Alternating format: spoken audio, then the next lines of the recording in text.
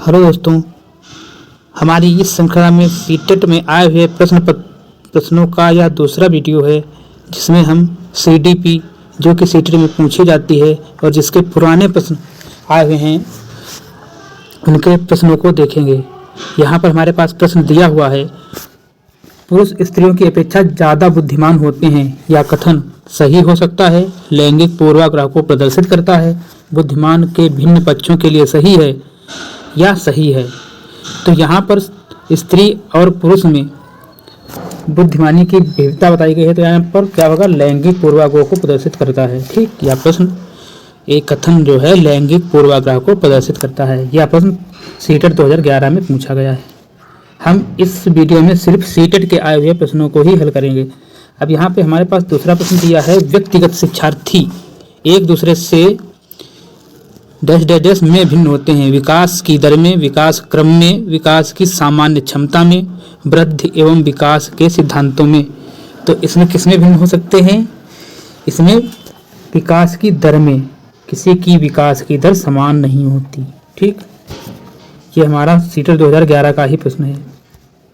फिर इसके बाद सीटेट 2011 में प्रत्येक शिक्षार्थी स्वयं में विशिष्ट है। इसका अर्थ है कि शिक्षार्थी में न तो कोई समान विशेषताएं होती हैं, ना ही उनके लक्ष्य समान होते हैं।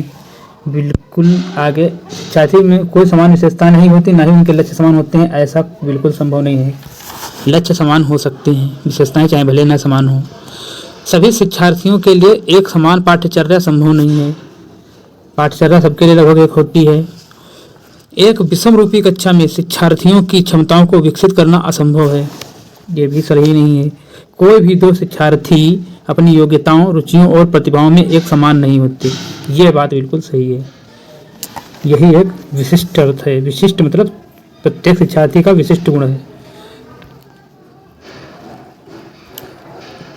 आकलन को उपयोगी और रोचक प्रक्रिया बनाने के लिए डैश डैश डैश के प्रति सचेत होना चाहिए।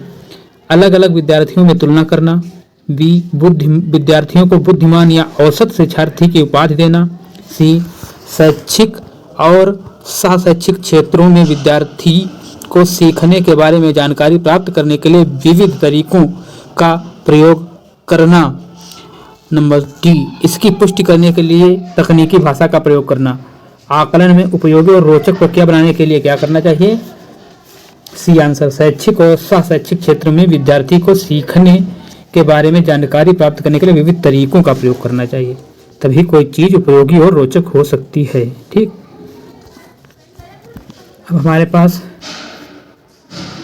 क्वेश्चन है, विवेचनात्मक शिक्षा शास्त्र का यह दृढ़ विश्वास है कि एक शिक्षक को हमेशा कक्षा के अन्वेषण का नेतृत्व करना चाहिए।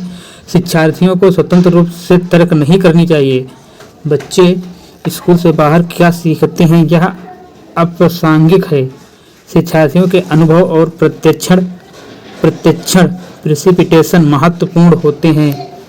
तो इसमें क्या संभव हो सकता है? इसका आंसर है हमारा डी, या शिक्षा शास्त्र का दृढ़ विश्वास है। क्या? शिक्षार्थियों के अनुभव और प्रत्यक्षण महत्वपूर्ण होते हैं।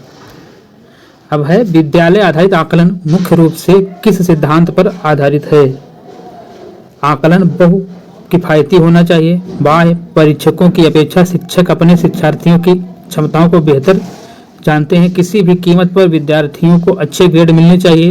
विद्यालय बाह्य परीक्षा निकायों की अपेक्षा ज़्यादा सक्षम है। तो इसका आंसर है हमारा बी, बाह्य परीक्षकों की अपेक्षा शिक्षक अपने शिक्षार्थियों की क्षमताओं को बेहतर जानते हैं। वाइगोत्स्की बच्चों को सीखने में निम्नलिखित में से किस कारक की महत्वपूर्ण भूमिका पर बल देते हैं?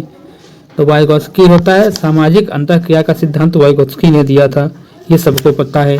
तो अगर वाइगोत्स्की आए तो समाज से जुड़ा अगर कोई सटीक उत्तर है तो उसको लगाना चाहिए, तो सीधे सामाजिक लगा दो।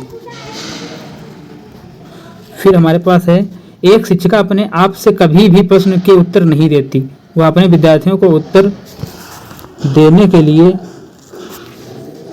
समूह चर्चाएं और सहयोगात्मक अधिगम अपनाने के लिए प्रोत्साहित करती है। यह उपागम डैश डैश डैश के सिद्धांत पर आधारित है। तो यह है सक्रिय भागीदारिता, अन्वेषणात्मक सामग्री के उचित संगठन, अच्छा उदाहरण प्रस्तुत करना और भूमिका प्रतिरूप बनाना, सीखने की तत्परता, सहयोगात्मक अधिगम, विद्यार्थियों में उत्तर देने की क्षमता। यह है सक्रिय भागीदारी। इसको क्या बोलेंगे? सक्रिय भागीदारी। 120 ए।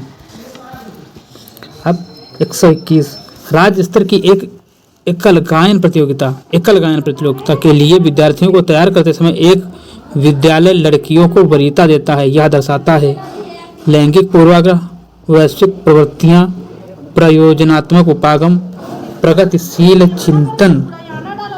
तो इसमें देखो, इसमें क्या है? एकल गायन प्रतियोगिता। यहाँ पर सीधे लिखा है एकल गायन प्रतियोगिता, और उसमें लड़कियों को बार बार वरीयता दे रहा है, मतलब लड़कियां अच्छा गाती हैं ऐसा सोच कर लड़कियों को वरीयता दे रहा है। तो यहाँ पर क्या होगा? लैंगिक पूर्वाग्रह होगा। 121 का ए। जब बच्चा फेल होता है तो इसका तात्पर्य है कि बच्चा पढ़ाई के लिए योग्य नहीं है, बच्चों ने उत्तर को सही तरीके से याद नहीं किया है। देखो, बच्चे ने उत्तर को सही तरीके, बच्चा पढ़ाई के लिए योग्य नहीं है ऐसा कभी नहीं हो सकता। हर बच्चा पढ़ाई के लिए योग्य होता है। कभी भी बच्चे के विपरीत में नहीं जाना है सीटेट में, सीधी बात। दूसरा, बच्चों ने उत्तरों को सही तरीके से याद नहीं किया है, ऐसा भी नहीं है। बच्चे को प्राइवेट ट्यूशन लेनी चाहिए थी, ऐसा भी नहीं है। स्कूल में क्या पढ़ने जाता? नंबर डी, व्यवस्था फेल हुई है। बच्चा फेल हुआ मतलब व्यवस्था फेल हुई, हमेशा टीचर पर आरोप जाएगा। 122 का डी। निम्नलिखित में कौन सा वस्तुनिष्ठ प्रश्न है? वस्तुनिष्ठ प्रश्न है निबंधात्मक, लघुत्तरात्मक, मुक्त अथवा मुक्त उत्तर वाला प्रश्न, सत्य असत्य। तो वस्तुनिष्ठ प्रश्नों की बात हो रही है। वस्तुनिष्ठ प्रश्न मतलब या तो वो विकल्पित आएगा, सत्य असत्य मतलब एक ही कथन में दिया जाए। तो वस्तुनिष्ठ प्रश्न मतलब ना ऐसे होगा, ना ऑब्जेक्टिव होगा, ना ओपन एंडेड होगा, क्लोज्ड एंडेड वाला होगा, सत्य असत्य होगा। ठीक।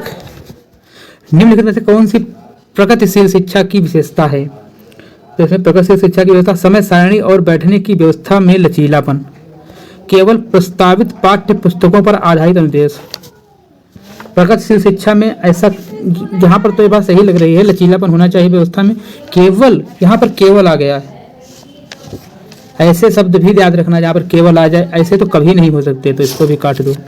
परीक्षाओं में अच्छे अंक प्राप्त करने पर ऐसा भी नहीं। प्रगतिशील शिक्षा का ये कभी ऐसे नहीं होता है परीक्षा में अच्छे अंक प्राप्त करो, बार बार ली जाने वाली परीक्षा, ऐसा भी नहीं हो सकता। तो इसका आंसर सही होगा समय सारणी और बैठने की व्यवस्था में लचीलापन। पियाजे के संज्ञानात्मक विकास के चरणों के अनुसार इंद्रिय कामक यानी संवेदी प्रेरक अवस्था किसके साथ संबंधित है?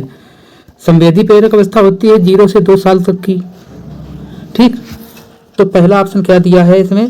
पहला ऑप्शन दिया है सामाजिक मुद्दों से परोसरोकार, अनुकरण, स्मृति और मानसिक निरूपण, तार्किक रूप से समस्या समाधान की योग्यताएं, विकल्पों के निर्वचन और विश्लेषण करने की योग्यता। सीधी बात, जब 0 से 2 साल का बच्चा है संवेदी प्रेरक अवस्था में, तो सामाजिक मुद्दों को क्या जाने, वो मम्मी पापा को जानेगा, मम्मी को जानेगा, फिर पापा को जानेगा।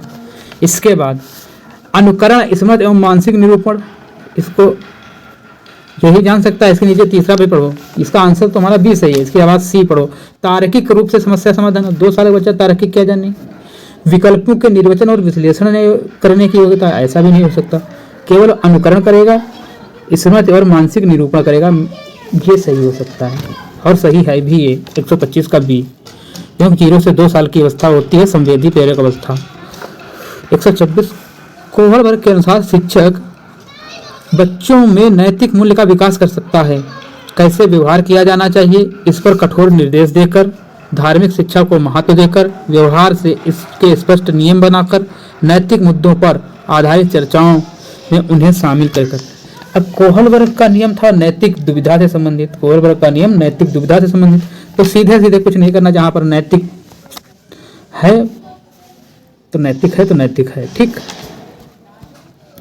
छोटे शिक्षार्थियों को कक्षा कक्ष में समवयस्कों के साथ अंतःक्रिया करने के लिए प्रोत्साहित करना चाहिए। तो इसमें क्या है, छोटे शिक्षार्थियों को समवयस्कों के साथ अंतःक्रिया करने को प्रोत्साहित करना चाहिए। शिक्षक कक्षा कक्ष में बेहतर तरीकों से नियंत्रित कर सके, शिक्षक कक्षा कक्ष को बेहतर तरीके से नियंत्रित कर सके। ठीक। ऐसा कुछ नहीं है।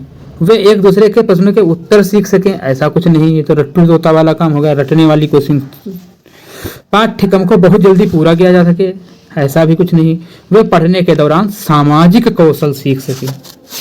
ठीक, ये सामाजिक अंतःक्रिया आ गई ना, सामाजिक अंतःक्रिया का सिद्धांत ये कथन वाइगोत्स्की से प्रेरित कथन है। ठीक, जब अंतःक्रिया आ गई तो समाज से जुड़ा होगा, वाइगोत्स्की आएगा।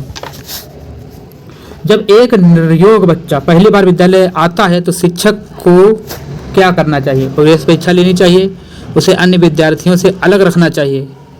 निर्योग बच्चा, डिसेबल बच्चा, ठीक, क्या करना चाहिए? ये आराम से इसको समझना। उसे अन्य विद्यार्थियों से अलग रखना चाहिए, मतलब उसके साथ वो करना चाहिए क्या? दुर्व्यवहार करना, मतलब पक्षपात नहीं करना चाहिए। प्रवेश परीक्षा भी नहीं लेनी चाहिए उसकी। सहकारी योजना विकसित करने के लिए बच्चे के माता पिता के साथ चर्चा करनी चाहिए। बच्चे के माता पिता के साथ भी चर्चा नहीं करनी चाहिए। बच्चे को निर्योग्यता के अनुसार उसे विशेष विद्यालय में भेजने का प्रस्ताव देना चाहिए। ठीक, सीधे सीधे प्रस्ताव दो कि हाँ वो निर्योग बच्चा है, उसको ऐसी कंडीशन में, ऐसी जगह, ऐसे कॉलेज में जाना चाहिए। अब हम सिर्फ सीटेट के क्वेश्चन ही हल करेंगे। 130 मानव व्यक्तित्व परिणाम है। मानव व्यक्तित्व परिणाम है, तो मानव व्यक्तित्व किसका परिणाम है? केवल आनुवांशिकता का, पालन पोषण और शिक्षा का, आनुवांशिकता और वातावरण की अंतःक्रिया का, केवल वातावरण का। केवल आनुवांशिकता का मानव व्यक्तित्व, बिल्कुल असंभव बात। पालन पोषण और शिक्षा, बिल्कुल असंभव बात। मानव का व्यक्तित्व कहाँ से झलकेगा? केवल वातावरण से, बिल्कुल असत्य बात। आनुवांशिकता और वातावरण की अंतःक्रिया के द्वारा झलकेगा। ठीक, तो आज तक का वीडियो, सेकंड वीडियो यहीं तक रहेगा। इसके बाद में यह श्रृंखला हमारी जारी रहेगी, जिसमें सीटेट के चाइल्ड एंड डेवलपमेंट के सारे क्वेश्चन जो सीटेट में अभी तक पूछे गए हैं, उनको मैं इस श्रृंखला में ला रहा हूँ। आप जब तक ये आपके पेपर शुरू नहीं होते, इस श्रृंखला को जरूर देखें। सीटेट के आए हुए सारे चाइल्ड एंड डेवलपमेंट के क्वेश्चन हम इस वीडियो में देंगे, जिस वीडियो की प्लेलिस्ट हमारे चैनल पर उपलब्ध होगी। धन्यवाद।